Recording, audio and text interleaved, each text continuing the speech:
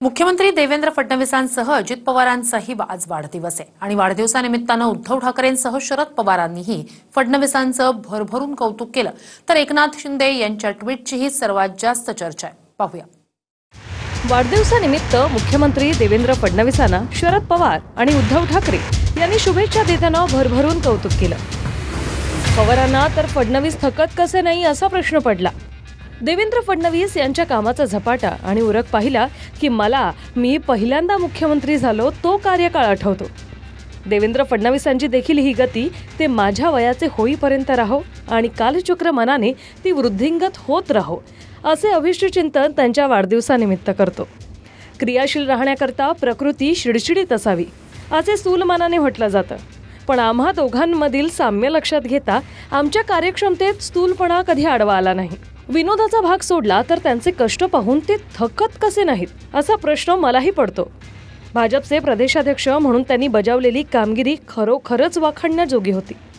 या कामगिरीचे फलित म्हणून त्यांच्या गळ्यात अगदी तरुण वयात मुख्यमंत्री पदाची माळ पडली। भाजपच्या वरिष्ठ नेतृत्वाने दाखवलेला विश्वास त्यांनी सार्थ ठरवला। मी त्यांच्याकडे विविध विषयांची उत्तम जाण असणारा, प्रशासनावरील मजबूत पकड असणारा आणि आधुनिकतेची कास धरणारा नेता म्हणून पाहतो।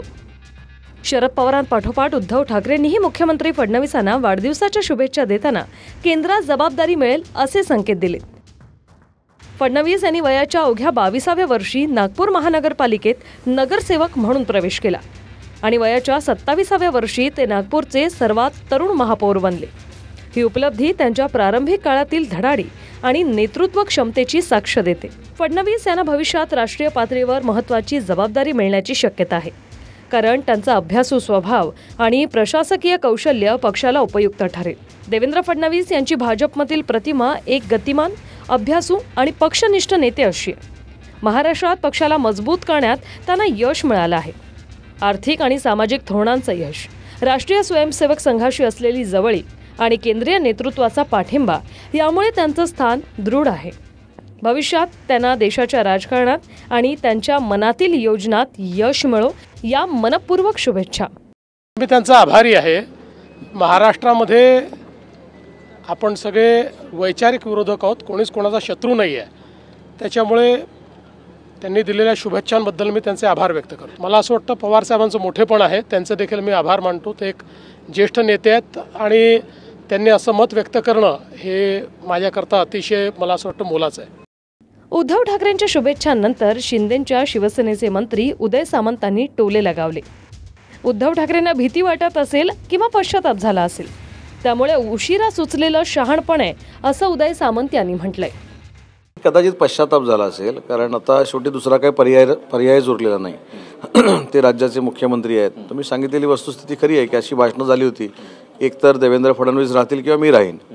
पण आता कदाचित काही भीती वाटत असेल किंवा अन्य काही गोष्टीचा पश्चाताप झाला असेल म्हणून भेटीगाठी वाढल्यात।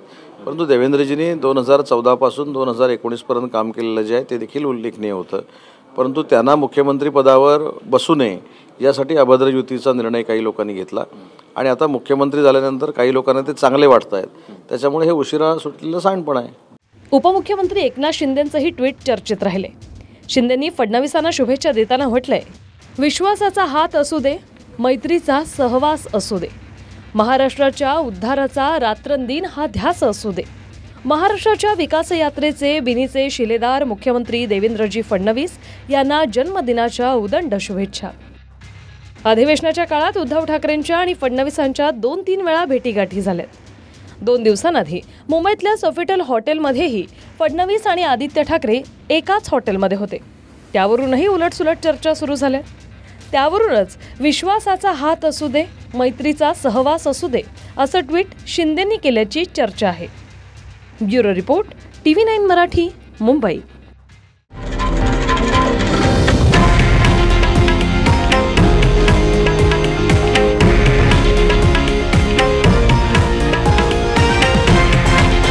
हे आहे देशातील नंबर 1 न्यूज नेटवर्क आणि आपण पाहत आहात TV9 मराठी, एकमेव।